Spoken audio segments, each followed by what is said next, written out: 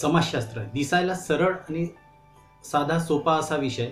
प्रत्येकाला असं वाटतं की समाजशास्त्र फार सोपा विषय आहे, पण त्या समाजशास्त्रातील जेव्हा आपण गाढा अभ्यास करतो तेव्हा आपल्या लक्षामध्ये येते की बऱ्याचशा बारीक-सारीक गोष्टी त्याच्यामध्ये एवढ्या आहेत की त्यांचा आपण अभ्यास जर केलो तर या समाजामध्ये आपण चांगल्या पद्धतीनं त्याचा वापर करू शकतो आणि समाजाला जवळून समजून घेऊ शकतो.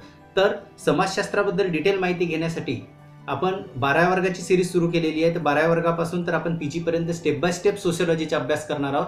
आपण सर्वांचं या सोशिओलॉजीच्या अफेक्ट ऑफ लर्निंग या यूट्यूब चॅनलवर मी मोहनदास सलामे आपलं सर्वांचं स्वागत करतो. आणि या चॅनलवर आपण वेगवेगळ्या माध्यमातून सोशिओलॉजीचा अभ्यास करणार आहोत. त्यामध्ये आपण प्रेझेंटेशन, क्विज आणि लेक्चर, त्याचप्रमाणे वेगवेगळ्या नवीन नवीन ट्रिक्स सुद्धा आपण ह्या चॅनलच्या माध्यमातून शिकून घेणार आहोत. तेव्हा विद्यार्थी मित्रांनो, आपण ह्या चॅनलला लाईक करा, शेअर करा, सबस्क्राईब करा आणि जास्तीत जास्त विद्यार्थ्यांपर्यंत पोहोचवा आणि आमच्यासोबत जुडून राहा, जेणेकरून आपण नवीन नवीन गोष्टी ह्या चॅनलच्या माध्यमातून शिकू शकतो. तर आपण आज घेऊन आलेलो आहोत पुढचा भाग. तर चला बघूया. नमस्कार विद्यार्थी मित्रांनो, आणि आपण आता पुढच्या भागाला सुरुवात करणार आहोत. आतापर्यंत आपण 7 पार्ट बघितलेले आहेत पहिल्या चॅप्टरचे. तर आता त्याची 8वा पार्ट आपण घेऊन येत आहोत आणि हा 8वा पार्ट तुमच्यासाठी बराचसा उपयोगी ठरणार आहे हे मी जाणून आहे. आणि आता आपण काय शिकणार आहोत त्याच्यामध्ये, तर 1.2 वसाहतकालीन भारत हा भाग आपण त्यामध्ये शिकणार आहोत. त्यामधील शिक्षण पद्धती, संस्कृती, प्रशासन, अर्थव्यवस्था, दळणवळण आणि संपर्क, राष्ट्रवादाची चळवळ, समाज सुधारणेच्या चळवळी, सामाजिक कायदे, स्वातंत्र्योत्तर भारत सुद्धा आपण बघणार आहोत. 1.3 भारतीय संविधान त्यामध्ये बघणार आहोत. कायदे, अर्थव्यवस्था, शिक्षण, राजकीय यंत्रणा आणि सारांश इत्यादी गोष्टी आपण त्यामध्ये बघणार आहोत. तर आपण आता सुरुवात करूया आपल्या 8 नंबरच्या पार्टला. 1.2 वसाहतकालीन भारत. 1.2 वसाहतकालीन भारत. आता सर्वच विद्यार्थ्यांना माहित आहे की वसाहत म्हणजे काय होते.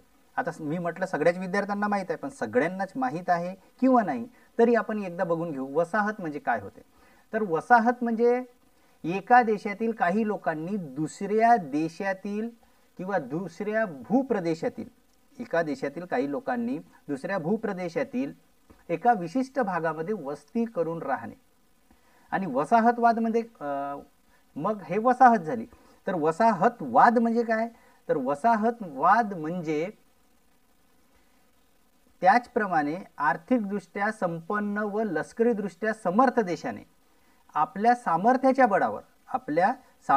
बळावर एखादा भूप्रदेश व्यापून त्या ठिकाणी वसाहत स्थापून राज्य करणे म्हणजे वसाहतवाद. तर ह्या 2 बाबी तुम्हाला क्लिअर झाल्या असतील असं मी गृहीत धरतो आणि आपण पुढच्या भागाला सुरुवात करू.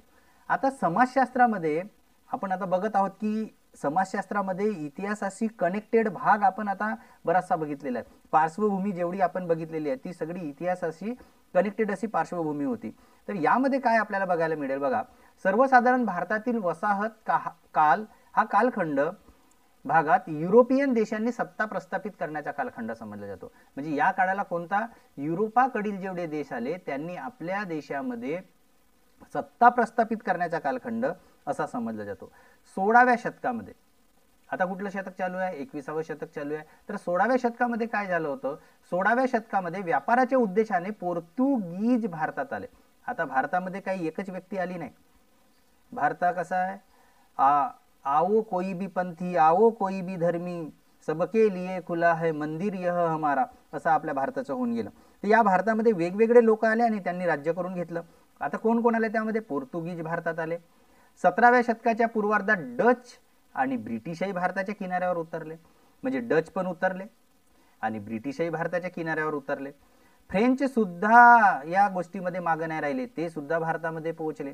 पण त्यांचे अस्तित्व अधिक प्रकर्षाने फक्त दक्षिण भारतामध्ये आपल्याला पाहायला मिळते. दक्षिण भारत म्हणजे साऊथ इंडिया, त्यापैकी पुदुच्चेरी म्हणजे त्याला आता आपण म्हणतो पॉंडिचेरी, त्या भागामध्ये ते जास्त प्रमाणामध्ये राहिल्याचे आपल्याला कळते. तर ब्रिटिशांनी 20व्या शतकापर्यंत, मग ब्रिटिश भारतामध्ये आले आणि ते इथून निघून गेले का, 150 वर्ष राज्य केले ब्रिटिशांनी.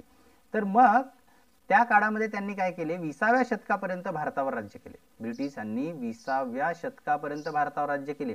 त्यांच्या राजवटीच्या काळामध्ये भारतात ख्रिश्चन धर्माच्या, कोणता धर्म? ख्रिश्चन धर्म, ख्रिश्चन धर्माच्या अँग्लिकन परंपरेच्या चर्च आणि इंग्लंड यांचा अधिक प्रभाव होता. ब्रिटिशांच्या काळामध्ये प्रशासनामध्ये अनेक संरचनात्मक सुधारणा होऊन राज्यकारभाराची घडी सुरळीत झाली. मात्र एक गोष्ट लक्षात ठेवण्याजोगी आहे की इंग्रज भारतामध्ये आले आणि तेव्हापासून भारतामध्ये वेगवेगळ्या गोष्टींच्या सुधारणा व्हायला लागल्या. तर राज्यकारभाराची घडी सुरळीत झाली, तसेच अनेक सामाजिक सुधारणा होणे शक्य झाले. ह्या गोष्टी आपल्याला नाकारता येणार नाही. मग वसाहतीच्या काळामध्ये ब्रिटिश सत्तेच्या भारतीय समाजावरील दृश्य परिणामांचा आपल्याला अभ्यास करणे आवश्यक आहे. कारण ते भारतामध्ये आले, भारतामध्ये राहिल्यानंतर त्यांचा परिणाम कोणकोणत्या दृष्टिकोनातून आपल्या भारतातील लोकांवर पडला. आणि एखादी नवीन व्यक्ती आपल्याकडे आली म्हणजे पर्यायानं हळूहळू त्या व्यक्तीचा आपल्यावर प्रभाव पडतो आणि त्याचा परिणाम पण होतो, चांगला होतो वाईटही होतो, दोन्ही बाजूने होतो. तर पहिला प्रभाव पडला त्याचा आपण अभ्यास करणार आहोत, ती गोष्ट म्हणजे शिक्षण पद्धती. आता शिक्षण पद्धती म्हणजे काय, कसं केलं? शिक्षण पद्धती ब्रिटिशांनी आणली. ब्रिटिशांनी भारतात प्रस्थापित केलेल्या, म्हणजे शिक्षण भारतामध्ये आणलं गेले ब्रिटिशांच्या माध्यमातून. ब्रिटिशांनी भारतात प्रस्थापित केलेल्या शिक्षण पद्धतीचे दूरगामी परिणाम पुढील प्रमाणे झाले. जसं उच्च शालेय पातळीवर दूरगामी परिणाम झाले. उच्च शालेय पातळीवरील शिक्षण इंग्रजी भाषेतून दिले जाई. कुठल्या भाषेतून? इंग्रजी भाषेतून. आणि म्हणून मराठी आपली मातृभाषा आहे आणि इंग्रजी ही मावशी भाषा झाली. तर इंग्रजी भाषेमधनं हे शिक्षण दिले जाईल. त्यामुळे आधुनिक शिक्षण घेतलेल्या लोकांमध्ये इंग्रजी ही संपर्क भाषा बनली. मग ज्या लोकांनी आधुनिक शिक्षण घेतलं त्यांच्यामध्ये कम्युनिकेशनचे साधन कुठली भाषा आली? इंग्रजी भाषा आली. आणि मला तुम्ही सांगा की इंग्रजी भाषा किती देशामध्ये बोलली जाते जवळपास? तुम्हाला माहीत असेल तर कमेंटमध्ये कळवा. आणि इंग्रजीला इंटरनॅशनल भाषेचा दर्जा काय हे सुद्धा कमेंटमध्ये कळवा. शाळा आणि महाविद्यालयामध्ये काय होते? सर्व वंश जाती आणि धर्माच्या मुलामुलींना प्रवेश घेण्याची मुभा होती.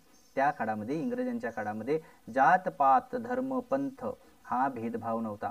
कुठल्याही जातीच्या, वंशाच्या, धर्माच्या मुलामुलींना प्रवेश घेण्याची त्या ठिकाणी मुभा होती. इंडियन युनिव्हर्सिटीज ऍक्ट लक्षात घ्या. Indian universities act 1856. कुठला? 1856. ह्या अन्वये काय काय केलं गेलं? कलकत्ता, ज्याला आता कोलकाता म्हणतात, बॉम्बे ज्याला आता मुंबई म्हटलं जाते, मद्रास ज्याला आता आपण चेन्नई म्हणतो, हे नाव बदलले गेलेले आहेत. या ठिकाणी भारतातील पहिल्या विद्यापीठांची स्थापना करण्यात आली. आधुनिक शिक्षण पद्धतीमधील विषय आणि अभ्यासक्रम धार्मिक नव्हते, ते लौकिक जीवनाशी म्हणजे सेक्युलर संबंधित होते. ज्याला सेक्युलर मीन्स धर्मनिरपेक्ष. आपल्या संविधानामध्ये सुद्धा याचा उल्लेख आलेला आहे. धर्मनिरपेक्ष, सेक्युलर कंट्री. आपण सेक्युलर कंट्रीमध्ये राहतो. त्यामध्ये गणित काय काय शिकवलं जाते? त्यामध्ये गणित, विज्ञान, तत्वज्ञान, समाजशास्त्र आणि इतिहास यासारख्या विषयांचा समावेश होता. या शिक्षण पद्धतीच्या मुशीतून नवीन बुद्धिवादी वर्ग उदयाला आला. एक नवीन वर्ग उदयाला आला, तो बुद्धिजीवी वर्ग उदयाला आला. आता हा वर्ग उदयाला आला तर या वर्गातील लोक जन्माने भारतीय. वर्गातील लोक कसे होते? या वर्गातील बुद्धिजीवी जन्माला जो आला वर्ग, त्यातील लोक जन्माने भारतीय परंतु पश्चिमी विद्येच्या चौकटीत घडलेले होते. पश्चिमी म्हणजे पाश्चिमात्याकडून जे विद्या शिकून आले होते, तिकडून अध्ययन करून आले होते, त्याचा प्रभाव मात्र यांच्यावर जास्त प्रमाणामध्ये होता. त्यांच्यापैकी काहींनी समाज सुधारणेच्या कार्यात लक्षणीय काम केले. आता तिकडून ज्या लोकांनी अध्ययन करून आले त्यांनी समाज सुधारणेच्या बाबतीमध्ये लक्षणीय काम केले. त्यांची बुद्धिनिष्ठता, समानता, सामाजिक न्याय, धर्मनिरपेक्ष, सेक्युलर, लौकिक दृष्टिकोन आणि व्यक्तिवाद यासारखी सामाजिक मूल्ये बुद्धिवादी वर्गामध्ये खोलवर रुजायला लागली. आणि मग बुद्धिवादी वर्गामध्ये जास्तीत जास्त प्रमाणामध्ये ह्या गोष्टी रुजायला लागल्या. मग हळूहळू ब्रिटिशांच्या काळामध्ये संपन्नता यायला लागली काही प्रमाणामध्ये. पण एका बाजूनं त्यांनी नवनवीन गोष्टी आणल्या तर दुसऱ्या बाजूनं मात्र समाजावर अन्याय अत्याचार केला आणि बराच वर्ष आपल्यावरती त्यांनी राज्य केलं. याची जाण तुम्हाला आहे. जेव्हा स्वातंत्र्योत्तर कालखंड येईल त्यामध्ये हा भाग थोडासा आपण बघू. आणि हां विद्यार्थी मित्रांनो, चॅनलला फर्स्ट टाइम जर भेटत असाल तर लाईक, शेअर, सबस्क्राईब आणि बेल आयकॉनवर मात्र कृपया क्लिक करा, म्हणजे नवनवीन नोटिफिकेशन तुम्हाला मिळतील आणि प्रत्येक लेक्चर अपलोड करता बरोबर तुमच्यापर्यंत पोहोचेल. आणि या चॅप्टरच्या शेवटी मी तुम्हाला सांगणार आहे यानंतर आपण काय करणार आहोत ते. तर शेवटपर्यंत व्हिडिओ पहा कृपया. तर पुढचा भाग आहे संस्कृती. पुढचा घटक कुठला आहे? वसाहतवादातील संस्कृती. आता संस्कृती म्हणजे कोणकोणती संस्कृती होती? तर खाद्य संस्कृती, खाण्यापिण्याच्या बाबतीमधली, पेहराव, वेशभूषा, सामाजिक रीतीभाती, सामाजिक चालीरीती कशा कशा पद्धतीच्या होत्या, समाजामध्ये काय व्हायचं, काय होत नव्हतं, कशा पद्धतीने सगळ्या गोष्टी व्हायच्या, वर्तणुकीचे संकेत, कशा पद्धतीने वागावं, कसं राहावं, काय हे सुद्धा गोष्टी त्यामध्ये सांगितलं जायचं. दृष्टिकोन, संस्कृतीमध्ये दृष्टिकोन हा भाग होता. विश्वास प्रणाली, भाषा, खेळ, मनोरंजन इत्यादी बाबतीत समाजातील सुशिक्षित वर्गातील अभिजनांनी ब्रिटिश जीवनसरणीचे अनुकरण करण्यास सुरुवात केली. आता ब्रिटिश इथं राज्य करायला लागले तर त्यांचा प्रभाव भारतीय लोकांवर जास्तीत जास्त प्रमाणामध्ये व्हायला लागला आणि मग ते त्यांच्यासारखे वागायला लागले, त्यांच्यासारखा पेहराव करायला लागले, बोलायला लागले आणि आपण पाश्चात्य संस्कृती जास्तीत जास्त प्रमाणामध्ये स्वीकारायला लागलो आणि आपल्यावर त्यांचा जास्त प्रभाव पडायला लागला. मग सुशिक्षित वर्गातील अभिजनांनी ब्रिटिश जीवनसरणीचे अनुकरण करण्यास सुरुवात केली. जे सुशिक्षित होते म्हणजे तिकडून अध्ययन करून आलेले होते ते लोक, आपण जे इथले मूल निवासी जे लोक होते त्यांच्यावर याचा मात्र काही परिणाम झाला नाही.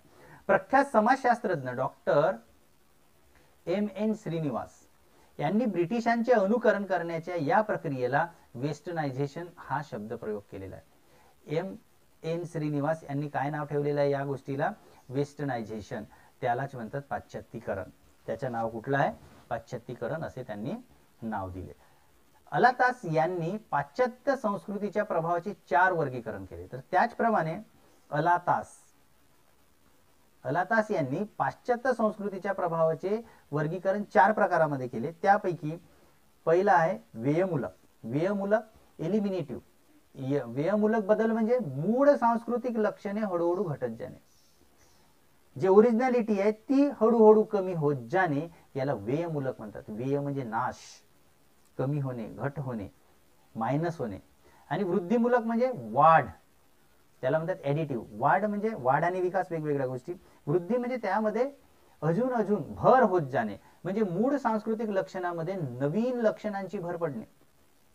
दुसरा प्रकार कुठला सांगितला गेलाय? पहिला आहे व्ययमूलक, दुसरा आहे वृद्धिमूलक, तिसरा आहे पुष्टीमूलक. पुष्टीमूलक म्हणजे सपोर्टिव्ह, एखाद्याला आपण जसे मदत करतो त्या पद्धतीने पुष्टीमूलक म्हणजे सपोर्टिव्ह आहे, म्हणजे मूळ सांस्कृतिक लक्षणांचे अधिक समृद्ध बने. जे सांस्कृतिक लक्षण आधी सुरुवातीच्या आपल्या जवळ आहेत त्याही पेक्षा समोर जाऊन अजून त्यामध्ये भर घालणे, हा तिसरा भाग झाला. आणि चौथा भाग केलाय संमिश्रतामूलक, म्हणजे जुन्या नव्यांच्या एकत्रीकरणातून नवीन लक्षणे निर्माण करणे. त्याला आपण म्हणू शकतो मिक्स मसाला. संमिश्रतामूलक दोन्ही गोष्टी एकत्रित करण्याचा यांनी प्रयत्न केला.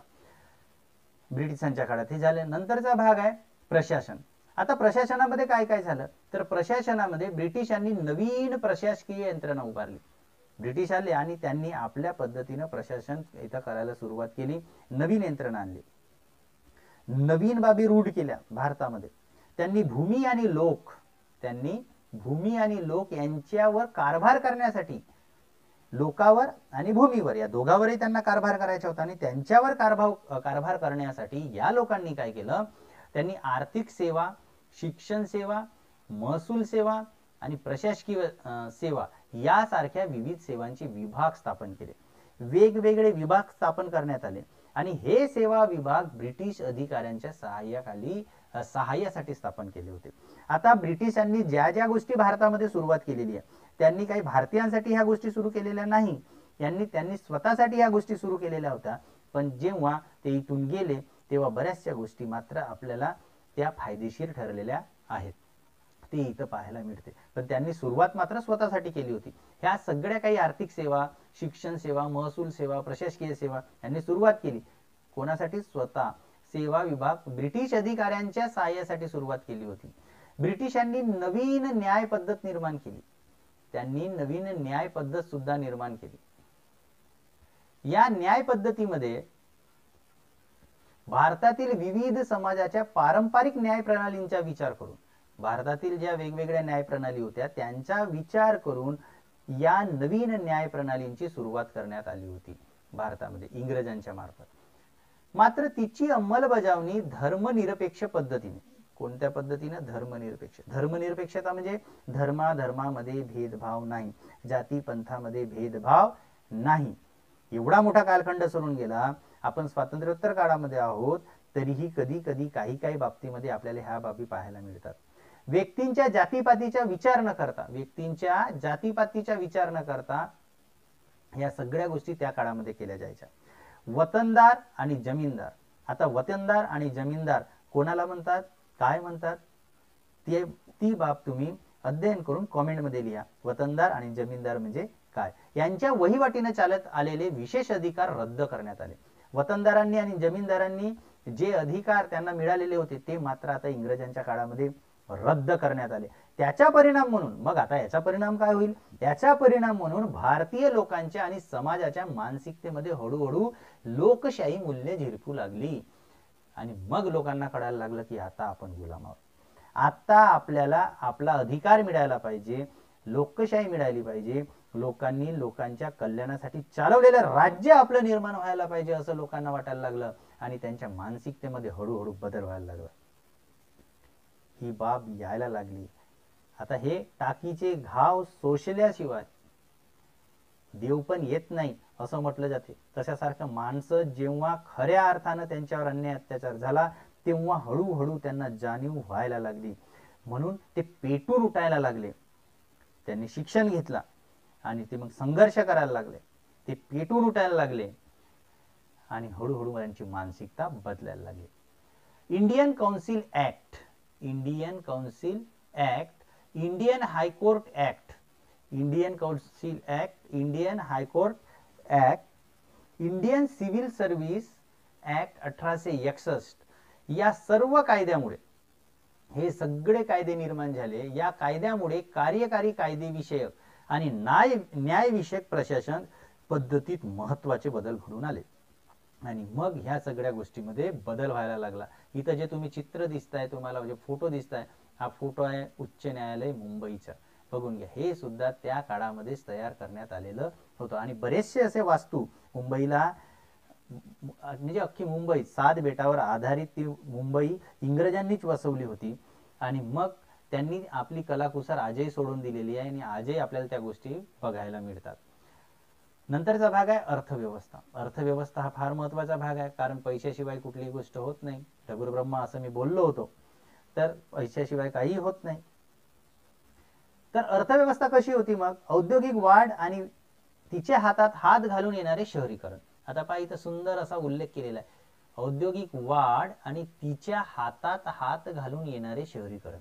हातात हात घालून येणारे शहरीकरण म्हणजे औद्योगिकरण झालं की शहर तयार होतात, कारण मोठमोठे उद्योग, मोठमोठे जिथं लोकसंख्या आहे किंवा जिथं खूप मोठी जागा आहे त्या ठिकाणी निर्माण केले जाते आणि मग उद्योग निर्माण झाला म्हणून लोक तिथं गर्दी करतात, त्या ठिकाणी जास्तीत जास्त लोक राहायला येतात आणि हळूहळू त्याचे रूपांतर शहरीकरणामध्ये होते। म्हणून औद्योगिकरण आला की हातात हात घालून शहरीकरण होते असं तिथं म्हटलेलं आहे। फार सुंदर वाक्य लिहिलेलं आहे इथं। वसाहतींच्या काळात भारतातील अर्थव्यवस्थेत मूलभूत स्वरूपाचे बदल घडून आले आणि या काळामध्ये अर्थव्यवस्थेमध्ये बदल झाले, फार प्रमाणात बदल झाले। बदलती अर्थव्यवस्था आणि औद्योगिक कारखान्यांच्या संख्येमधील वाढ, अर्थव्यवस्था बदलायला लागली, हळूहळू ती अर्थव्यवस्था बदलायला लागली आणि औद्योगिक कारखान्यांच्या संख्येमध्ये वाढ व्हायला लागली। नवनवीन कारखाने तयार व्हायला लागले, नवनवीन कारखाने तयार व्हायला लागले। यांच्या जातीनुसार कौशल्य, वेगवेगळ्या उद्योगानुसार कौशल्य, व्यवसाय आणि त्यावर आधारलेले सामाजिक संबंध यांची चौकट हळूहळू बदलू लागली। शिक्षण आणि उत्पन्न, शिक्षण आणि उत्पन्न या निकषावर आधारलेले नवीन सामाजिक वर्ग उदयाला येऊ लागले। म्हणजे शिक्षणानुसार माणसाचं उत्पन्न तयार व्हायला लागलं। चांगलं एज्युकेशन घेतलं असेल, त्याला नवीन गोष्टी येत असतील तर त्याला मोठा पद दिलं जायचं, ज्याला काही येत नाही त्याला साधं काम दिलं जायचं आणि आजही आपण तसंच बसतो। एज्युकेशन नुसारच प्रत्येकाला मिळते आणि म्हणून एज्युकेशन घेणे काळाची गरज आहे. आणि एवढंच नाही, आर्टच्या माध्यमातून आपण जेव्हा वेगवेगळ्या गोष्टी शिकतो तिथं सुद्धा एवढ्या संधी आहेत आर्ट केल्यानंतर फ्युचरमध्ये, त्याचा सुद्धा स्वतंत्र अभ्यास आपण करू शकतो आणि या माध्यमातून सुद्धा यशाच्या शिखरापर्यंत जाऊ शकतो. म्हणजे असं कुठलंच क्षेत्र नाही आहे की जिथून आपण पुढे जाऊ शकत नाही. मग ब्रिटिशांच्या काळामध्ये काय झालं, पुन्हा शिक्षण आणि उत्पन्न या निकषावर आधारित नवीन सामाजिक वर्ग उदयाला आला. शिक्षण आणि उत्पन्न या घटकाच्या आधारावर एक नवीन सामाजिक वर्ग उदयाला आला. जाती जातीमधील पारंपरिक विधी निषेधांची बंधने हळूहळू गळून पडली. हे जाती जातीमधील जे भाग होते ते हळूहळू ब्रिटिशांच्या काळामध्ये कमी व्हायला लागली. ब्रिटिशांनी लागू केलेल्या नवीन महसूल पद्धतीचा खेड्यामधून राहणाऱ्या शेतकरी वर्गावर विपरीत परिणाम झाला. मात्र पण ब्रिटिशांनी काय केलं, महसूल पद्धत निर्माण केली आणि हा जो कलेक्टर शब्द आहे, हा कलेक्टर शब्द सुद्धा ब्रिटिशांनी दिलेला आहे.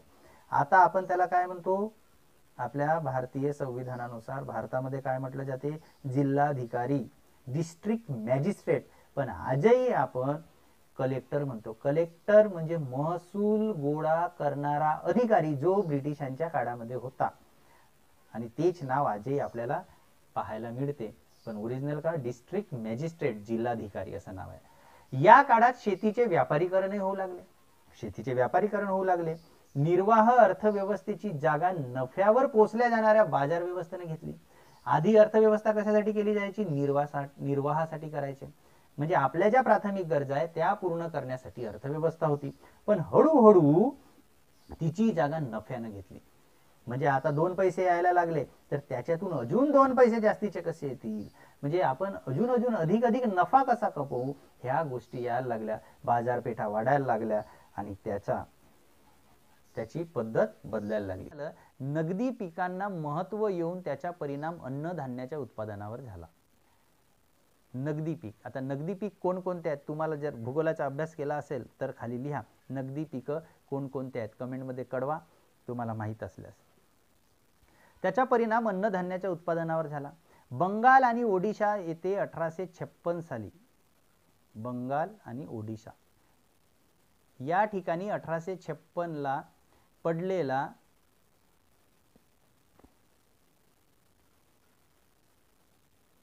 दुष्काळ, 1856 ला बंगाल आणि ओडिशामध्ये एक दुष्काळ पडला, या बदलाची साक्ष आहे. समोरचा भाग आहे दळणवळण आणि संपर्क. आता दळणवळण म्हणजे एका ठिकाणी असलेली वस्तू दुसऱ्या ठिकाणापर्यंत पोहोचवणे, दुसऱ्या ठिकाणची इकडे घेऊन येणे, तर तिला दळणवळण म्हणतात. तर दळणवळण आणि संपर्क कसा भारतामध्ये यायला आला. भारतभर रेल्वे आणि रस्ते यांची उभारणी, रेल्वे आणि रस्ते यांची उभारणी तसेच टपाल आणि तार या सोयी सुरू केल्या गेल्या. आता तुमच्यासाठी प्रश्न आहे, याचे उत्तर कमेंटमध्ये द्यायचे आहे. तुमच्यासाठी प्रश्न असा आहे की भारतामध्ये इंग्रजांनी सुरू केलेली पहिली रेल कुठून कुठपर्यंत चालली होती, कुठून कुठपर्यंत चालली होती हे तुम्हाला लिहायचं आहे. आणि किती किलोमीटर चालली होती ते सुद्धा तुम्हाला लिहायचं आहे. सोपं आहे, ही गोष्ट हिंट देतो तुम्हाला. महाराष्ट्रामध्येच ती चालली होती, तर कुठून कुठपर्यंत चालली होती ते तुम्हाला लिहायचं आहे. त्यामुळे देशाच्या कानाकोपऱ्यातील लोकांपर्यंत आणि स्रोतापर्यंत पोहोचणे सहज शक्य झाले. आता बघा, पूर्वीचा असा एक काळ होता, आपण जुनी मूवीज वगैरे बघतो तर ते थोडेसे कॉमेडी वाटते त्यामध्ये बघायला गेलो तर. आपण त्यामध्ये काय बघतो, एक कबूतर आहे, तो मेसेज पुरवून राहिला, कबूतर जा जा जा. काळ बदलला, घोडे आले, घोड्याच्या माध्यमातून मेसेज पोहोचवणं सुरू झालं. मग वाहनं आले आणि आता तर एवढा फास्ट जमाना आहे की कुठेही कोणती घटना घडली की लगेच फोन करता बरोबर क्षणार्धामध्ये इथून तिकडे माहिती होते. आणि एवढंच नाही तर जगाच्या कुठल्याही कानाकोपऱ्यामध्ये आपल्याला जर माहिती पाठवायची असेल तर एकतर फोनच्याही माध्यमातून करू शकतो, पण ते इंटरनॅशनल कॉल्स असतात, किंवा मेलच्या माध्यमातून सुद्धा करू शकतो. म्हणजे तुम्हाला पाहिजे तेवढा डाटा तुम्ही मेलच्या माध्यमातून एका ठिकाणाहून दुसऱ्या ठिकाणी पाठवू शकता. एवढं मोठं आज टेक्नॉलॉजीनं प्रगती केलेली आहे. आपण जे काही आज एकामेकासोबत वार्तालाप करत आहोत किंवा तुम्ही जे मला बघताय हे सुद्धा टेक्नॉलॉजीची देण आहे. त्यामुळे देशाच्या इंग्रजांच्या काळामधली आता पुन्हा आपण तिकडे वळू. त्यामुळे देशाच्या कानाकोपऱ्यातील लोकांपर्यंत आणि स्त्रोतापर्यंत पोहोचणे शक्य झाले. कशामुळे? दळणवळणामुळे. संपर्क वाढायला लागला, जास्तीत जास्त लोक जवळ यायला लागले. 1869 मध्ये भूगोल आपण लहानपणी शिकलेला 6व्या 7व्या 8व्या वर्गामध्ये, तिथं सुद्धा या सुएझ कालव्याचा उल्लेख आला आहे. 1869 मध्ये सुएझ कालवा खुला झाल्यामुळे व्यापार वाढला. एक गोष्ट लक्षात ठेवा विद्यार्थी मित्रांनो, आपण प्रत्येक बाब जेव्हा शिकतो ना तेव्हा आधी काहीतरी जे शिकलेलं असतो त्याच्यावर डिपेंडेड ही बाब असते, आणि म्हणून एकदा शिकलेली गोष्ट विद्यार्थी म्हणून नेहमी डोक्यामध्ये ठेवण्याचा प्रयत्न करायचा, तिला रिकॉल करत जायचं, म्हणजे नवीन नवीन गोष्ट फ्युचरमध्ये आपल्याला अपडेट होतात आणि प्रत्येक गोष्ट लवकर समजते. आता सुएझ कालवा भूगोलाचा भाग आहे, पण सोशिओलॉजीमध्ये इथं आलेला आहे. तर 1869 मध्ये सुएझ कालवा खुला झाल्यामुळे, सुएझ कालवा केव्हा खुला झाला? 1869 मध्ये सुएझ कालवा खुला झाला आणि त्यामुळे जास्तीत जास्त व्यापार वाढायला लागला. त्यामुळे पूर्वी भारतातील कच्चा माल, भारतामध्ये पहा इंग्रज इथं व्यापार करायला आले होते, ते काय करायचे, भारतामधील कच्चा माल तो इंग्लंडला पाठवायचे आणि तिथं पक्का माल तयार झाला की तो पुन्हा भारतात आणून इथं विकायचे. म्हणजे इथला पैसा सगळ्या गोष्टी ते इथून तिकडे घेऊन जायचे. तर काय झालं त्यामुळे 1869 मध्ये सुएझ कालवा खुला झाल्यामुळे व्यापार वाढला. व्यापार वाढला, त्यापूर्वी भारतातील कच्चा माल इंग्लंडला पोहोचवण्याचे कठीण असलेले काम सोपे झाले. आता जवळपास भारतातून तिकडे इंग्लंडला हा माल पोहोचवण्यासाठी 7000 किलोमीटरचा असा चक्कर घालून जावं लागत होतं. ते सुएझ कालव्याने ह्या गोष्टी एकदम सोप्या झाल्या. 7000 किमीचा जो प्रवास होता तो कमी झाला आणि हा सुएझच्या आखाताजवळ, सुएझ कुठे आहे? सुएझच्या आखाताजवळ सुएझ शहराजवळ हा कालवा आहे, कृत्रिम कालवा आहे, आणि यामुळे युरोप आणि आशिया या दोन खंडात व्यापार सुरू झाला. या दोन खंडामध्ये व्यापार सुरू झाला होता. आणि सुएझ कालवा कृत्रिम आहे, आताच मी बोललो कृत्रिम आहे, आणि तो भूमध्य समुद्र व लाल समुद्राला जोडणारा कालवा आहे. 1933 ची ती गोष्ट आहे. त्या काळामध्ये 193.3 एवढा अंतर झालं फक्त, जो 7000 किलोमीटरचा अंतर यामुळे वाचला. म्हणून सुएझ कालव्याबद्दल तुम्हाला अजून काही नवीन माहीत असेल तर कमेंटमध्ये तसं कळवा तुम्ही. म्हणजे बघा आपण इथं बघतोय समाजशास्त्र भूगोलाशी कनेक्टेड कुठेतरी आहे. वाहतूक आणि संपर्क यांच्या साधनांमधील सुधारणामुळे भारतीय कच्च्या मालासाठी अधिक बाजारपेठा उपलब्ध झाल्या. मग भारतामध्ये बाजारपेठा उपलब्ध झाला, भारतातील जो काही कच्चा माल होता त्याच्यासाठी बाजारपेठा उपलब्ध झाल्या. नंतरचा भाग आहे राष्ट्रवादाची चळवळ. आता भारतामध्ये ब्रिटिशांच्या काळात राष्ट्रवादाची चळवळ सुरू झाली. संपर्कासाठी इंग्रजी भाषेच्या शिक्षितांच्या गटामधील वाढता वापर हा राष्ट्रवादाचा प्रसार आणि प्रचार करण्यासाठी फार महत्त्वाचा ठरला. प्रसार आणि प्रचार, कुणाचा प्रसार आणि प्रचार करायचा होता? राष्ट्रवादाचा करायचा होता. कशामुळे पडला? इंग्रजी भाषेच्या शिक्षितांच्या गटामधील जे लोक इंग्रजी भाषा शिकून होते त्यांच्या गटामधून प्रसार आणि प्रसारासाठी जास्तीत जास्त याचा उपयोग करण्यात आला आणि तो महत्त्वाचा ठरला. त्यामुळे राष्ट्रवादाच्या चळवळीला चालना मिळाली. आता राष्ट्रवादाला चालना मिळाली. भारतीयामध्ये परकीय ब्रिटिशांच्या सत्तेविरुद्ध निर्माण झालेल्या असंतोषाच्या भावनेमुळे त्यांच्या लक्षामध्ये आला, एज्युकेशन घेतलेले होते, हळूहळू लक्षात आला की हे इंग्रज भारतामध्ये आले, आपल्याला लुटत आहेत, आपल्यावर अन्याय अत्याचार करत आहेत, आणि त्यामुळे भारतीयामध्ये परकीय ब्रिटिशांच्या सत्तेविरुद्ध निर्माण झाला असंतोष आणि ब्रिटिशाविरोधात चले जावचा पुकारा केला गेला. आता चले जावची चळवळ कोणत्या वर्षी झाली होती हे मात्र तुम्हाला कमेंटमध्ये लिहायचं. सोपा भाग आहे, फार सोपे सोपे प्रश्न आहेत. आपण हे असे प्रश्न विचारायचे उद्देश काय असतो, यामुळे तुम्ही कनेक्टेड राहाल, लिंकमध्ये राहाल आणि नवीन गोष्ट आपल्याला माहीत होते. एकापासून नवीन गोष्ट आपण शिकलो तर पुढं भविष्यामध्ये कॉम्पिटिटिव्ह एक्झामसाठी या समाजशास्त्राचा वापर आपल्याला चांगल्या पद्धतीने करता येतो. जसं मी रेल्वेची गोष्ट केली तर कॉम्पिटिटिव्ह एक्झाममध्ये हा प्रश्न येतो. ब्रिटिशाविरुद्ध चले जावचा पुकारा केला गेला आणि भारतीयांच्या स्वातंत्र्य लढ्याला गती मिळाली. आता स्वातंत्र्य लढ्याला भारतीयांना गती मिळाली. 19व्या शतकामध्ये भारतीय राष्ट्रीय काँग्रेसचा जन्म झाला. किंवा भारतीय राष्ट्रीय काँग्रेसचा उदय म्हणजे जन्म झाला. महात्मा गांधींनी स्वातंत्र्य लढ्याचे नेतृत्व स्वीकारणे ह्या गोष्टी घडून आल्या आणि त्याचे नेतृत्व महात्मा गांधींनी स्वीकारलं. महात्मा गांधी यांना कोणी ओळखत नसेल असा भाग होऊ शकत नाही. राष्ट्रपिता महात्मा गांधी, त्यांनी नेतृत्व स्वीकारलं स्वातंत्र्य लढ्याचं. आणि मग काय झालं बघा, समाज सुधारणेच्या चळवळी निर्माण झाल्या. आणि समाज सुधारणेच्या चळवळी समोरचा भाग आपण बघू आता इथं. समाज सुधारणेच्या चळवळी भारतामध्ये ब्रिटिशांच्या काळात समाज सुधारणेच्या चळवळी कशा झाल्या, समाजातील वरच्या थरातील शिक्षित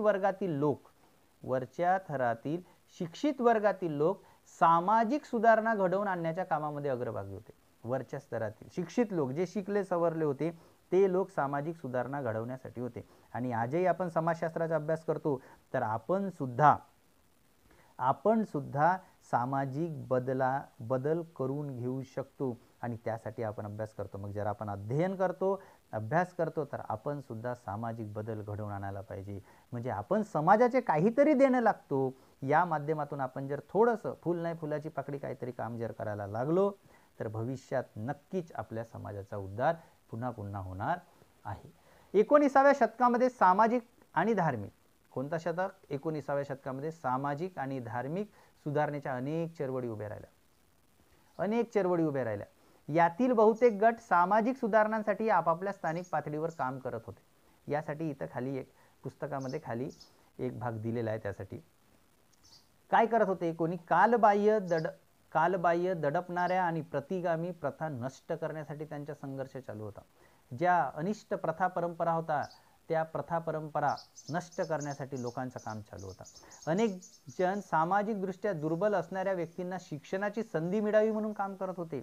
अनेक लोक वेगवेगळ्या मार्गातून काम करत होते. म्हणजे पर्टिक्युलर एकाच बाजूने लोक काम करत होते असं नाही, वेगवेगळ्या भागातून काम केल्यानंतर तेव्हाच सक्सेसफुल होऊ शकते, यश मिळू शकते. म्हणजे एकट्यानं म्हटलं की मीच सगळं करतो, म्हणजे लग्न करायचं आणि त्यानं म्हटलं की मीच नवरी पाहतो, मीच तांदूळ गहू भाजीपाला जे काही आहे ते सगळं घेऊन येतो, कपडे लत्ते घेऊन येतो, तर ह्या गोष्टी शक्य होतील का? नाही. पण प्रत्येकाने एक जर जिम्मेदारी निवडली तर प्रत्येक काम वेळेवर होईल आणि चांगलं होईल. एकमेका सहाय्य करू अवघे धरू सुपंथ, असं त्याचा अर्थही होतो आणि असं म्हटलं जाते.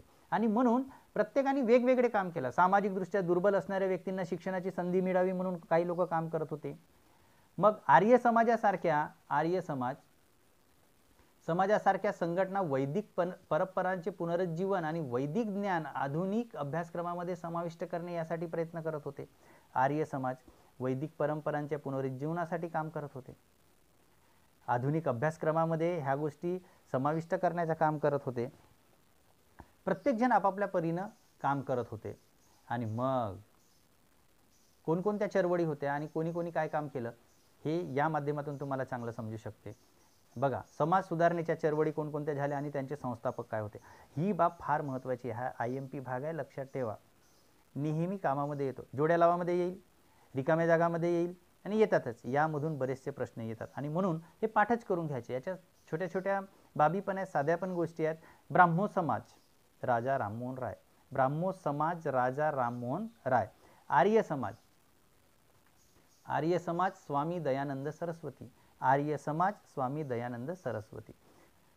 प्रार्थना समाज आत्माराम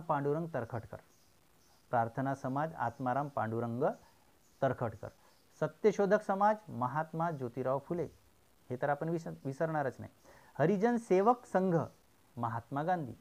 हरिजन एक लक्षात ठेवायचं, हरिजन शब्द आला तर महात्मा गांधी, कारण यांनी हरिजन गिरिजन असे शब्द प्रयोग केलेले आहेत.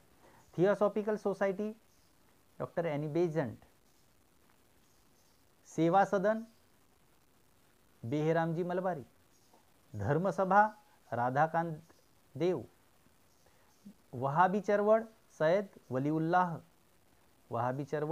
Waliullah. Self respect movement Erode V Ramaswamy Periyar. Self respect movement.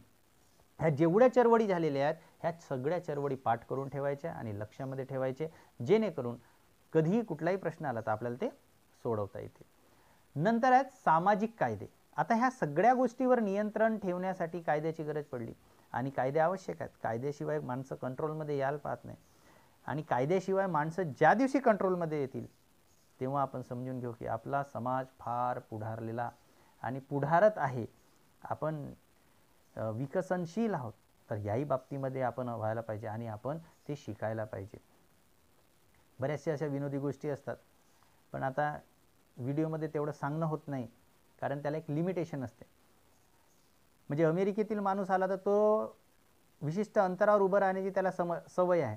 जपानमधल्या माणसाला विशिष्ट अंतरावर उभं राहण्याची सवय आहे.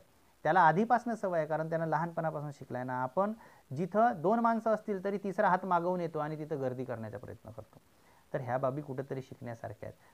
आपल्याकडे कायदे भरपूर आहेत, पण त्यांची अंमलबजावणी होत नाही. आपल्या संविधानामध्ये सुद्धा लिहिलं आहे, संविधान आपल्या कितीही चांगलं असलं तरी त्याचं जोपर्यंत इम्प्लिमेंटेशन चांगलं होत नाही तोपर्यंत काही हातामध्ये लागणार नाही. तर सामाजिक कायदे कुठले कुठले आहेत आता ते आपण बघू इंग्रजांच्या काळामध्ये. जास्तीत जास्त विद्यार्थ्यांपर्यंत व्हिडिओ पोहोचवा, जेणेकरून त्यांना पण ह्या गोष्टी कळतील. आणि इथं अजून काही नवीन पाहिजे असेल तर तशासुद्धा सजेशन्स मला तुम्ही कळवा, कमेंटमध्ये कळवा. या कायद्यांचा संबंध सामाजिक न्याय, समाज कल्याण. कायद्यांचा संबंध कशाशी होता? सामाजिक न्याय, समाज कल्याण, अपेक्षित सामाजिक सुधारणा, तसेच भारतीय समाजातील दुर्बल घटकांना, कोणते घटक? दुर्बल घटकांना संरक्षण देणे या गोष्टींशी होता. जे दुर्बल घटक आहेत त्यांना संरक्षण देणे हा महत्त्वाचा उद्देश होता. समाज सुधारणांचा प्रयत्न करणारे गट, कोणते गट होते? समाज सुधारणांचा प्रयत्न करणारे गट आणि संघ यांची संख्या वाढल्यामुळे, संख्या वाढायला लागली, दिवसेंदिवस लोक एज्युकेटेड व्हायला लागले, नवीन नवीन गोष्टी कळायला लागले, नवीन नवीन लोक येऊन जुडायला लागले. तुम्ही पण या चॅनलच्या माध्यमातून जुडा, नवीन नवीन गोष्टी आपण शिकण्याचा प्रयत्न करू. तुम्ही आम्ही सगळे एकत्रित मिळून शिकू आणि नवीन गोष्टी शिकण्याचा प्रयत्न करू. शेअर करून बऱ्याचशा गोष्टी शिकण्याचा आपण प्रयत्न करू शकतो. प्रचलित दुष्ट प्रथावर बंदी आणणारे कायदे, त्या काळामधील जे दुष्ट प्रथा होते, अनिष्ट प्रथा आपण म्हणतो, ज्या समाजाला घातक अशा ज्या प्रथा होत्या, त्या प्रथावर बंदी आणणारे कायदे अंमलात आणण्यासाठी ब्रिटिश सरकारवर दडपण आणलं. त्यांनी ब्रिटिश सरकारवर दडपण आणलं आणि त्यामुळे ते शक्य झालं. कारण एकीचे फळ मिळते बळ, एकत्रित आले म्हणून हे व्हायला हवे. आणि म्हणून केवळ कायदे करून समाज परिवर्तन साधता येत नाही, मात्र त्यामुळे कायदे करून समाज परिवर्तन फक्त साधता येत नाही, पण त्यामुळे अन्याय, दडपशाही, शोषण, अपशब्दांचा प्रयोग यासारख्या गोष्टींना बळी पडलेल्यांसाठी त्यातून आशा निर्माण होते. पण ज्यांच्यावर अन्याय आणि अत्याचार झालेला आहे ते मात्र कायद्याच्या माध्यमातून काढता येते. जर कायदेच राहिले नाही तर एखादा अराजक जर झाला तर त्याला मात्र आपल्याला थांबवता येणार नाही. पण कायद्यामुळे अंकुश असते, अंकुश. अशा कायद्यापैकी काही महत्त्वाचे कायदे आहेत, ते आपण इथं कायदे बघू. ही कायदेसुद्धा पाठ करून घ्या आणि लक्षात ठेवा. वर्ष दिलेलं आहे आणि कायद्याचं नाव दिलेलं आहे 1829 सती प्रतिबंध कायदा. सती प्रतिबंधक कायद्यासाठी राजा राममोहन राय यांनी ब्रिटिशांकडे तगादा लावला होता की हा कायदा बनवा. सती प्रतिबंधक कायदा. 1843 इंडियन स्लेव्हरी कायदा. आता ह्या कायद्यावर आधारित जर तुम्हाला डिटेल व्हिडिओ पाहिजे असेल एवढ्याच कायद्यावर, तर तसं तुम्ही कमेंट बॉक्समध्ये लिहा, आपण प्रयत्न करू त्याच्यावर सुद्धा व्हिडिओ बनवण्याचा. जास्तीत जास्त लोकांना जर वाटलं तर बनवू. 1-2 लोकांनी जर कमेंट केला की याच्यावर बनवा तर ते शक्य होणार नाही. 1850 कास्ट डिसेबिलिटी रिमूव्हल कायदा. 1856, आता हे सुरुवात पा कुठून झाली? 1829, 43, 50, 29, 43, 50, 56. 56 मध्ये विधवा पुनर्विवाह कायदा. विधवा पुनर्विवाह कायदा म्हणजे विधवेला आधी पुनर्विवाह करता येत नव्हतं, ते 1856च्या कायद्यानं सुरू झालं. हे इंग्रजांच्या काळामध्ये झालेली बाब आहे आणि ह्या अनिष्ट प्रथांसाठी इंग्रजी सत्ता मात्र चांगली झाली होती.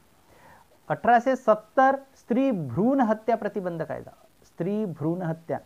आताही या कायद्याला आपल्या इथं फार असं वजन आहे, महत्त्व आहे. हे होऊ नये म्हणून 1870 मध्येच हा कायदा करण्यात आला होता, स्त्री भ्रूण हत्या. 1872 मध्ये स्पेशल मॅरेज कायदा, स्पेशल मॅरेज ॲक्ट. आणि 1929 मध्ये बालविवाह विरोधी कायदा. बालविवाह विरोधी म्हणजे पहिल्यांदा जे लहानपणीच लग्न केलं जायचं मुलांचं बालवयामध्ये, त्या विरोधात सुद्धा कायदा करण्यात आला होता. असे हे वेगवेगळे कायदे ब्रिटिशांच्या काळामध्ये झाले. ते कायदे आणि ते वर्ष तुम्ही पाठ करून घ्या, म्हणजे तुम्हाला ह्या बाबी कळतील. जर एखादी बाब नाहीच कळली तर तसं सुद्धा कॉमेंटमध्ये लिहा किंवा मेलवर कळवा. प्रगती तपासा, म्हणजे आतापर्यंत आपण काय काय शिकलो, आपल्याला काय काय येते ते थोडंसं समजून घेऊ. तर वसाहतींच्या काळाच्या संदर्भात शैक्षणिक बदलांची 2 नावे लिहायची. हे नावं मी सांगणार नाही, कारण सगळ्या गोष्टी जर इथं आपण सांगायला लागलो तुम्हाला, तर तुम्ही स्वतंत्र अभ्यास केव्हा करणार? तुम्हाला सुद्धा अभ्यास करायचा आहे. तुम्ही अभ्यास करून ह्या गोष्टी लिहायच्या. शैक्षणिक बदलांची 2 नावे लिहा. अर्थव्यवस्थेशी संबंधित 2 बदलांची नावे लिहा आणि प्रशासन व्यवस्थेतील 2 बदलांची नावे लिहा. हा भाग आपण आता पूर्ण बघितलेला आहे, त्यापैकीच हे प्रश्न आहेत, त्यामुळे ह्या गोष्टी तुम्हाला सांगायच्या आहेत. आणि पुन्हा कृती 4 आहे. मी याच्या आधी जे 3 कृती झाले त्याबद्दल बोललेलो आहोत की तुम्ही ते एक कृती प्रेझेंट करा. जास्तीत जास्त विद्यार्थ्यांनी प्रेझेंट केलेल्या कृती माझ्या मेलवर पाठवा. त्यातील बेस्ट 1 कृतींचा आपण स्वतंत्र व्हिडिओ बनवू आणि मग सगळ्या 2, 3, 4 ह्या ज्या कृती आहेत हे मिक्स करून एक व्हिडिओ पब्लिश करू, म्हणजे जेणेकरून तुम्हाला सुद्धा कॉन्फिडन्स येईल की आपण चांगलं प्रेझेंटेशन करू शकतो आणि नवीन कृती सादर करू शकतो. चर्चा करायची आहे, वर्तमानकालीन भारतात आजही समाज सुधारणेच्या चळवळी सुरू आहेत. या गोष्टीवर चर्चा करायची आहे. तर चर्चा करत असतानाचा सुद्धा व्हिडिओ तुम्ही पाठवू शकता किंवा पर्सनल आपले व्ह्यूज सुद्धा पाठवू शकता. यानंतर विद्यार्थी मित्रांनो, आपण बघणार आहोत 1.3 स्वातंत्र्योत्तर भारत.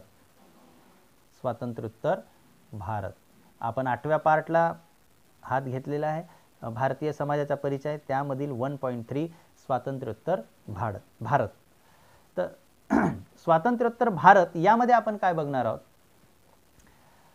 भारतीय संविधान, कायदे, अर्थव्यवस्था, शिक्षण, राजकीय यंत्रणा, सारांश, हा पूर्ण चॅप्टरच्या सारांशामध्ये राहणार आहे. पण 5 भाग आपण इथं आता बघणार आहोत. काय बघणार आहोत? स्वातंत्र्योत्तर भारत. आता बघा, या शब्दामध्ये बऱ्याचशा गोष्टी समजतात. स्वातंत्र्योत्तर म्हणजे स्वातंत्र्य उत्तर म्हणजे नंतर, स्वातंत्र्यानंतरचा भारत. मग आता जर मी असा तुम्हाला प्रश्न विचारला का भारत कधी स्वतंत्र झाला, तर बरेचसे विद्यार्थी म्हणतील सर काय प्रश्न विचारत आहे. पण काही विद्यार्थी इथं सुद्धा गोंधळ करतात. म्हणून 15 ऑगस्ट 1947 ला भारत देश स्वतंत्र झाला आणि मग घटना केव्हा निर्माण झाली, त्याचप्रमाणे प्रजासत्ताक दिन केव्हापासून साजरा केला गेला, ह्या सगळ्या गोष्टी आपण इथं बघणार आहोत. तर स्वातंत्र्योत्तर काळामध्ये एक स्वतंत्र देश या नात्याने भारताच्या ध्येय धोरणामध्ये अनेक बदल झाले. एक स्वतंत्र देश. आजपर्यंत आपण कुणाच्या गुलामगिरीमध्ये होतो? इंग्रजांच्या गुलामगिरीमध्ये होतो. आता मात्र आपण स्वतंत्र देश झालो, नेशन.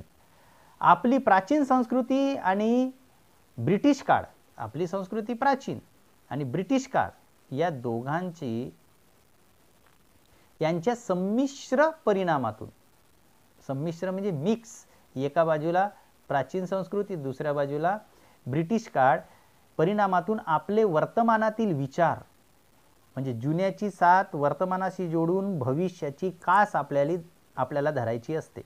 तसंच या परिणामातून आपले वर्तमानातील विचार, वागणूक, उद्दिष्टे, ध्येय, गरजा या गोष्टींची विशिष्ट पठडी बनलेली आहे. आता नवीन सांगड तयार झालेली आहे. त्याबरोबर आपल्या पुढे नवीन आव्हाने आणि नवीन संधी सुद्धा उपलब्ध आहेत. आपल्याजवळ सगळ्याच गोष्टी आहेत. म्हणजे आपल्याजवळ आता काय आहे? नवीन आव्हाने आहेत. आपल्याला ते नवीन आव्हाने पेलवायची आहेत आणि नवीन संधी सुद्धा आहेत. मग आपल्याला काय करायचं आहे? आव्हानांना पेलवून संधींची साथ देऊन यशाकडे जायचे. यापुढे यशाकडे अखंड झेप घ्यायची, अखंड झेप घ्यायची, अखंड झेप घ्यायची आहे आपल्याला. म्हणून आपण अध्ययन करतोय. आणि जे विद्यार्थी आतापर्यंत व्हिडिओ कंटिन्युअसली बघत आहेत ते अध्ययनासाठी आतुरलेले विद्यार्थी आहेत आणि म्हणून आपल्याला यशाच्या शिखराकडे जायचेच आहे.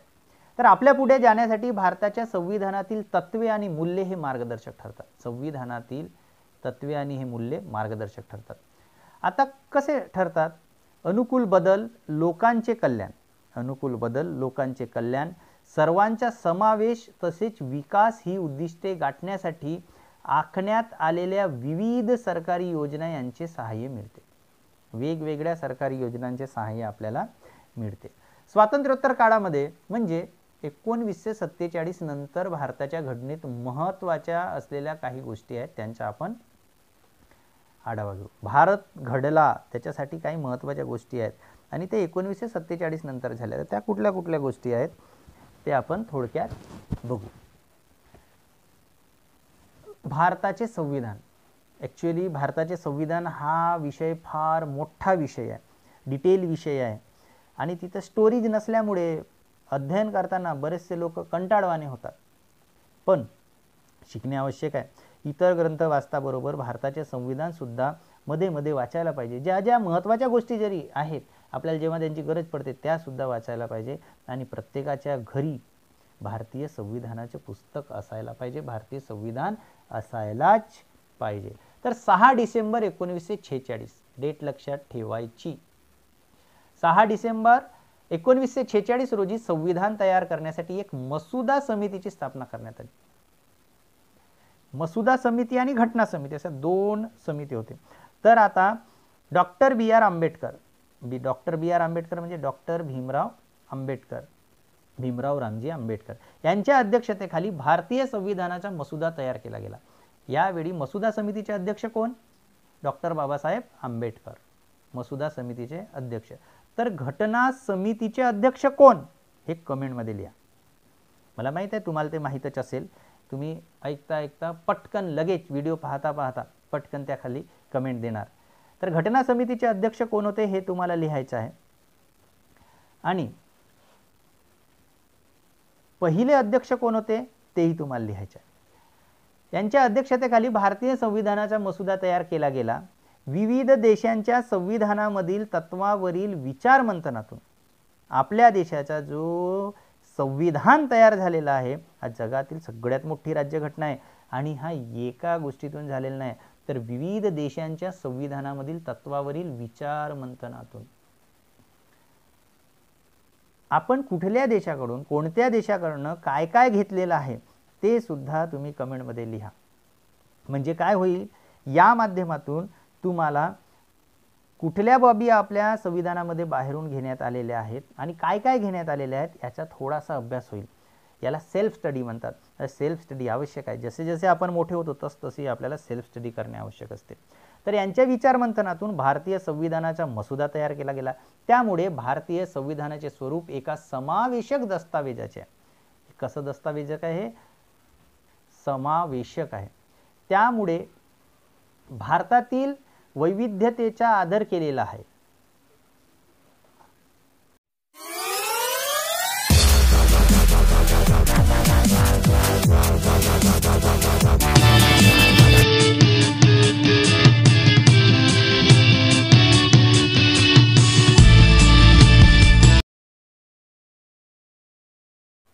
त्यामध्ये भारतातील वैविध्यतेचा आदर केलेला आहे. विविधता, आपल्या देशामध्ये विविधता आहे आणि भारताचे संविधान उदारता, समानता आणि बंधुता या मूल्यांची जोपासना करते. बंधुता या मूल्यांची जोपासना करते. आपण रोज शाळेमध्ये प्रेयर झाल्यानंतर, राष्ट्रगीत झाल्यानंतर भारतीय संविधान वाचतो. आम्ही भारताचे लोक, भारताचे एक सार्वभौम समाजवादी धर्मनिरपेक्ष लोकशाही गणराज्य घडवण्याचा. तर हे शिकून घेण्याचा महत्त्वाचा उद्देश हेच आहे की आपल्या संविधानातील प्रस्तावनेमध्ये, प्रास्ताविकामध्ये, त्याला सरनामाही म्हणतात, काय काय लिहिलेलं आहे ते सुद्धा आपल्याला माहित व्हायला पाहिजे. बंधुता या मूल्यांची जोपासना करते. भारतीय संविधानामध्ये सर्व धर्म समभाव, कोणता भेदभाव करता येत नाही किंवा धर्मनिरपेक्षता म्हणजे सर्व धर्माच्या लोकांचा आदर करणे. धर्मनिरपेक्षता म्हणजे सर्व धर्माच्या लोकांचा आदर करणे. या मूल्याला अत्यंत महत्त्व आहे. सर्व धर्म समभाव आणि धर्मनिरपेक्षता. भारतीय संविधानामध्ये वेळोवेळी काही महत्त्वाच्या सुधारणा केल्या गेल्या. आजही होत आहेत. वेगवेगळ्या सुधारणा होत असतात. नुकतीच केली गेलेली सुधारणा म्हणजे ऑगस्ट 2019 मध्ये जम्मू आणि काश्मीर प्रांताला दिलेला विशेष दर्जा देणारे कलम 370. आता कलम 370 बद्दल टीव्हीवर बऱ्याचशा बाबी चाललेल्या आहेत आणि फ्युचरमध्ये जेव्हा विद्यार्थी किंवा कोणी वाचन करतील तेव्हा आपण ह्या इतिहासाला साक्षी राहणार आहोत.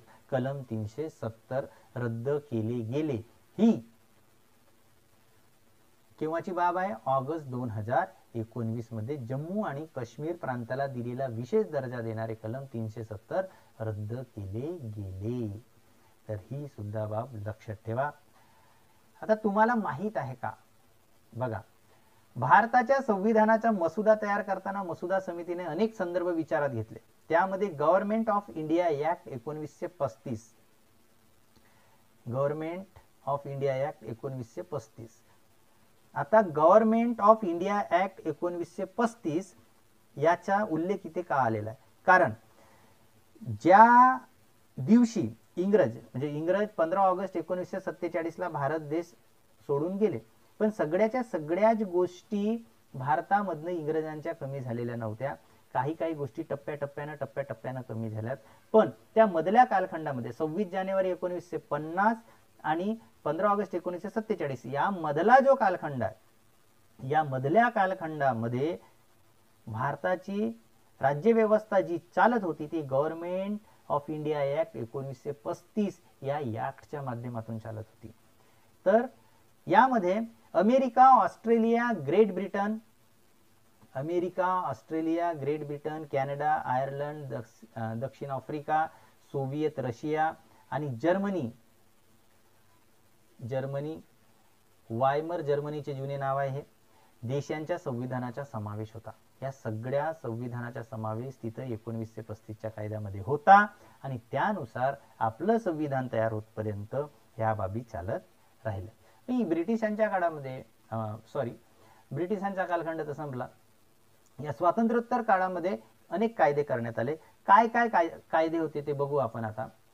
कायद्यामध्ये शैक्षणिक संशोधन, शास्त्रीय अभ्यास,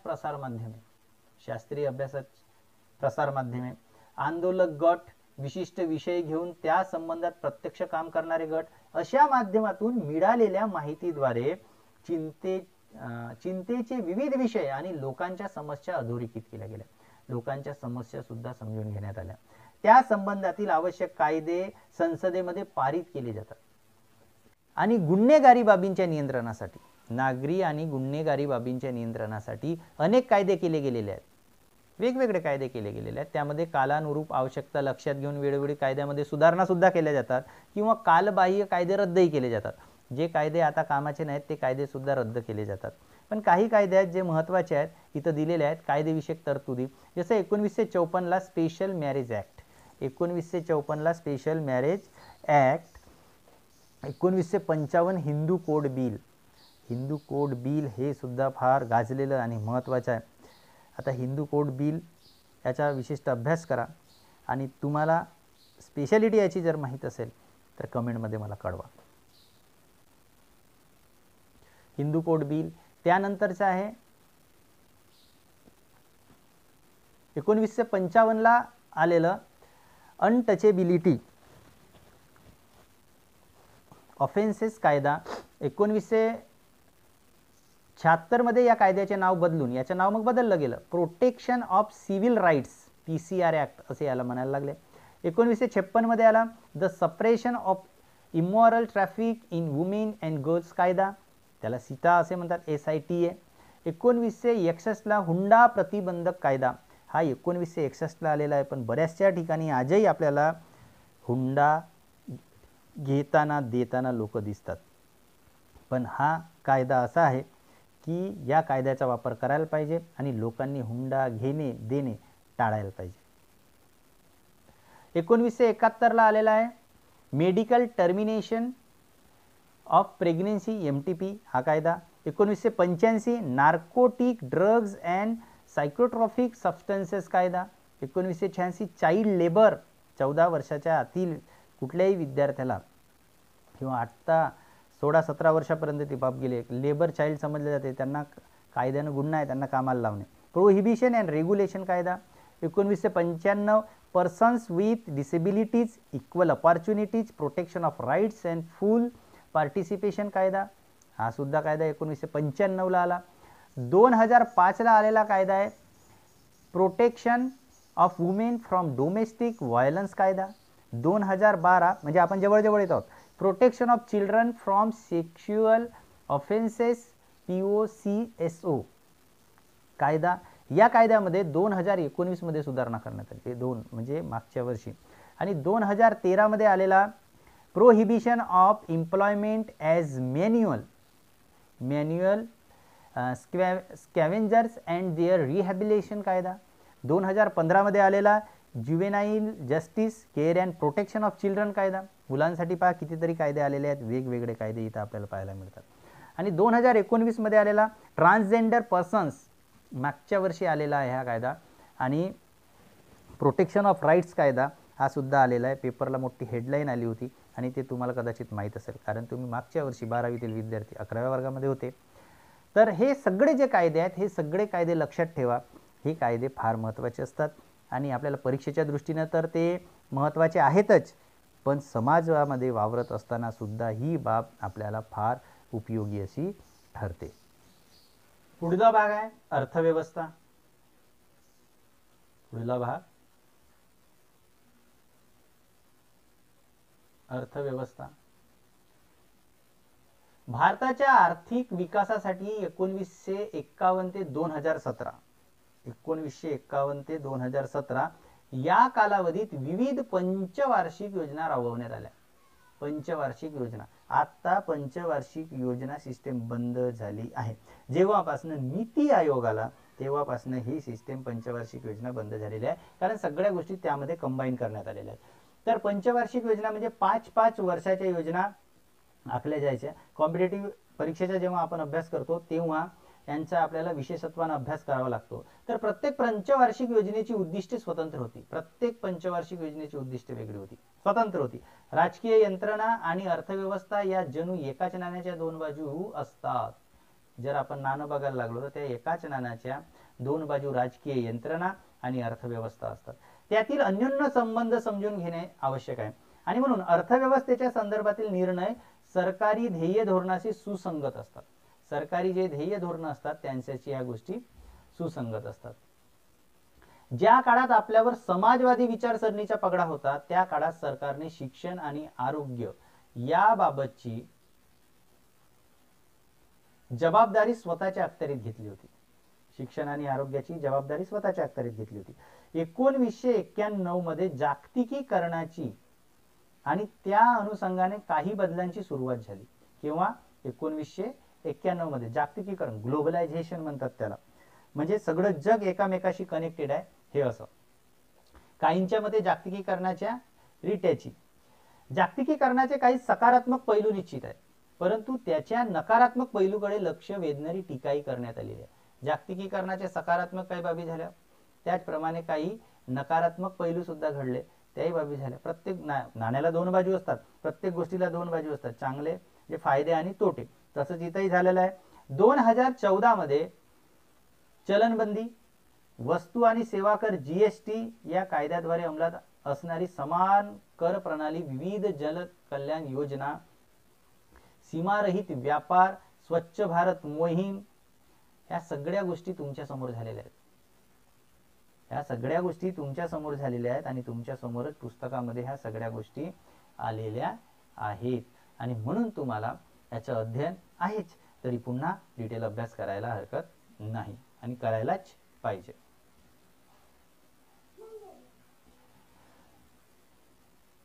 यानंतर आहे शिक्षण. स्वातंत्र्योत्तर भारतामध्ये शिक्षण, अंगणवाडी, शाळा, विद्यापीठे, मानद विद्यापीठे, स्वायत्त संस्था, IIT, IIM, व्यावसायिक शिक्षण देणाऱ्या संस्था, मुक्त शिक्षण संस्था इत्यादींचा विचार करता शिक्षणाच्या सर्व स्तरावरील शैक्षणिक संस्थांच्या संख्येत प्रचंड अशी वाढ झालेली आपल्याला दिसते. त्यामध्ये प्रवेश घेणाऱ्यांची संख्याही प्रमाणाबाहेर वाढलेली आहे. वेळोवेळी काही विशिष्ट अभ्यासक्रमांसाठी प्रवेश घेण्याची लाट आल्याचे दिसते. काही काही अभ्यासक्रम असे चालतात विशिष्ट, अभी बी चल रहे तो बी चल रहे, मेडिकल तर मेडिकल चाल रहा है. मग त्याच्यानंतर एक असा कालखंड आला होता की विद्यार्थी डीएडच भरपूर करून घ्यायचे शिक्षक व्हायचे म्हणून, संधी आहे म्हणून. आता संधी मिळत नाही आहे म्हणून त्यामध्ये सुद्धा आता डीएड कडे वळत नाही. म्हणजे एक अशी लाट येते की त्यावेळी एका शिक्षणक्रम जास्त प्रमाणामध्ये, एखादा शिक्षणक्रम जास्त प्रमाणामध्ये चालायला लागतो. शिक्षकांच्या संख्येतही वाढ झालेली आहे. असे असूनही शिक्षणाच्या संदर्भातील आव्हाने, शिक्षकांच्या संख्येत वाढ झाली आहे पण शिक्षणाच्या संदर्भातील आव्हाने आणि समस्या मात्र संपलेल्या दिसत नाही. आता जेव्हा नवीन नवीन प्रत्येक बाबीवर एक नवीन नवीन विचार, नवीन नवीन गोष्टी आपल्या समोर येतात, तेव्हा प्रत्येक आव्हानाला आपल्याला पेलवायचं असते आणि ती आव्हाने येत आहेत. नुकतेच 2019 मध्ये शिक्षण पद्धतीत सर्व स्तरावर परिवर्तन घडवून आणण्यासाठी नवीन शैक्षणिक धोरण सुरू करण्यात आले. हे तुम्हाला माहीतच असेल. 2019 ला मागच्या वर्षी नवीन शैक्षणिक धोरण सुरू करण्यात आलेलं आहे नवीन आव्हानांना पेलवून घेण्यासाठी. आणि आता पहा, आता जेव्हापासून लॉकडाऊन झालेला आहे तेव्हापासून सुद्धा शिक्षण क्षेत्रामध्ये नवीन चॅलेंज निर्माण झालेला आहे. म्हणजे शिक्षणामध्ये सुद्धा वेगवेगळे चॅलेंज येतात. आणि महत्त्वाची गोष्ट आहे, शिक्षण वाघिणीचे दूध आहे. म्हणजे आपलं जोपर्यंत एज्युकेशनल बेस ज्या देशाचा पक्का आहे त्या देशाला विकास करण्यापासून कोणी थांबवू शकत नाही. म्हणून आपण सगळे जास्तीत जास्त नॉलेज घेण्याचा प्रयत्न करू आणि या नॉलेजच्या माध्यमातून आपलं अध्ययन स्तर वाढवू आणि समाजासाठी आपण काही जे देणं लागतो त्या गोष्टी करू. तर 2019 मध्ये शैक्षणिक धोरण तयार करण्यात आला. भारतामध्ये उच्च शिक्षणासाठी घेतले गेलेले प्रवेश संख्येच्या कोटीमध्ये इथे दिलेले चार्ट आहे. त्या चार्टच्या माध्यमातून तुम्हाला समजेल खासगी आणि केंद्रीय काय काय आहे. 2006 ते 2007 आणि 2016 ते 2017 पर्यंत इथं आलेख दिलेला आहे. हे तुम्ही बघा, ते तुमच्या लक्षात सहजच येईल. 5वी बाब आहे राजकीय यंत्रणा. राजकीय यंत्रणा फार महत्वाची आहे कारण तिच्याच भरवशावर सगळ्या गोष्टी चालतात. स्वातंत्र्योत्तर भारतामध्ये लोकशाहीच्या तत्वांचे अनुसरण करणारी राजकीय जी यंत्रणा आपण स्वीकारली आहे भारत स्वतंत्र झाल्यावर. भारत हा लोकप्रिय लोकशाही देश आहे. भारत कसा देश आहे? लोकशाही, लोकप्रिय आणि लोकशाही देश. लोकप्रिय असलेले, लोकशाही प्रिय असलेला देश भारत. येथील सरकारचा कारभार चालवण्यासाठी कार्यकारी मंडळ असते. कार्यकारी मंडळ असते. कायदे मंडळ, न्याय व्यवस्था असे 3 प्रमुख आधार आहेत.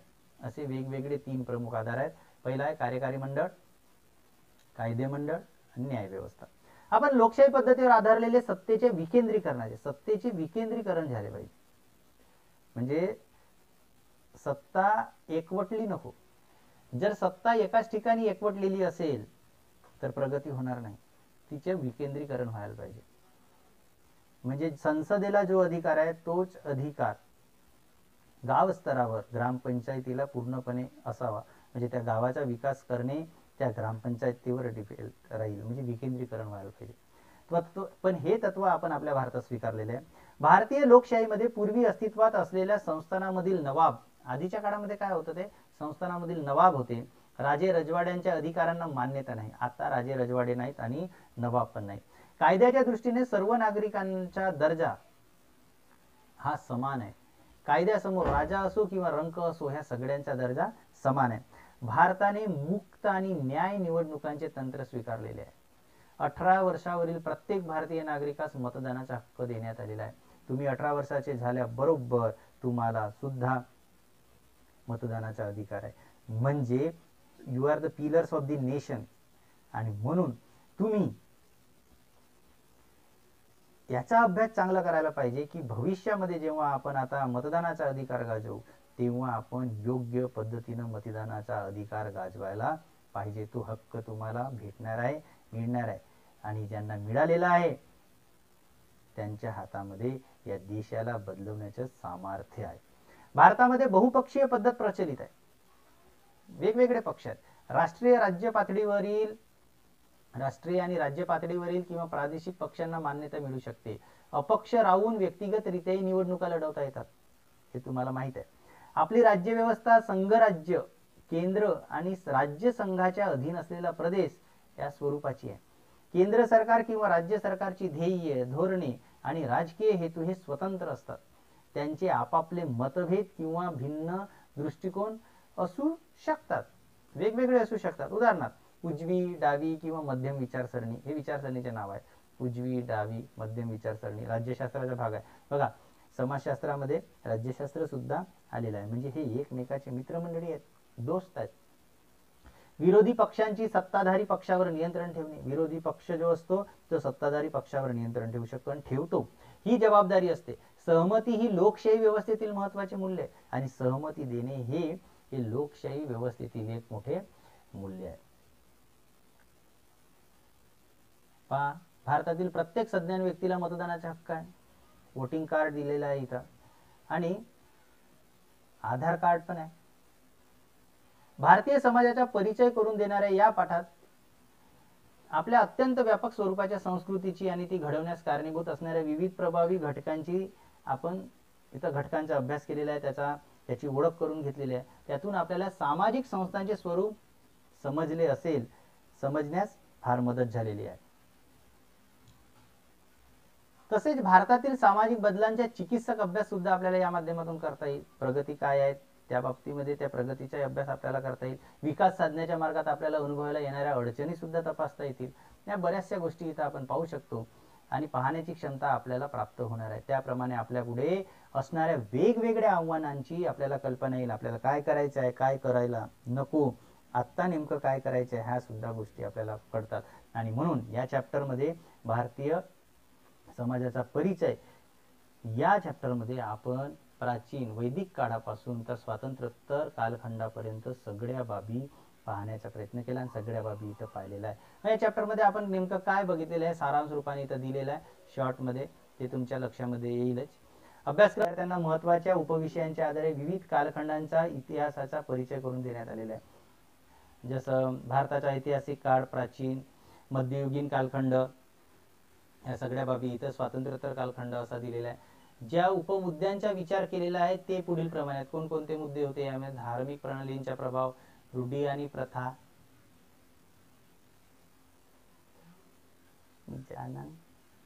आता अजून कट करायला लागेल.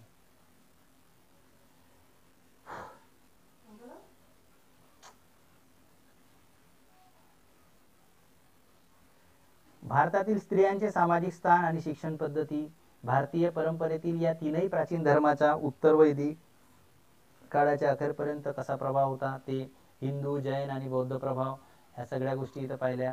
नंतरच्या काळात ज्यू, ख्रिश्चन, इस्लाम, शीख, पारशी या धर्माचा प्रभाव अनेक क्षेत्रामध्ये, विशेषतः शिक्षण, आरोग्य सेवा या सगळ्या बाबीमध्ये आणि सामाजिक देणग्यामध्ये झाला, ते सुद्धा आपण इथं बघितलं.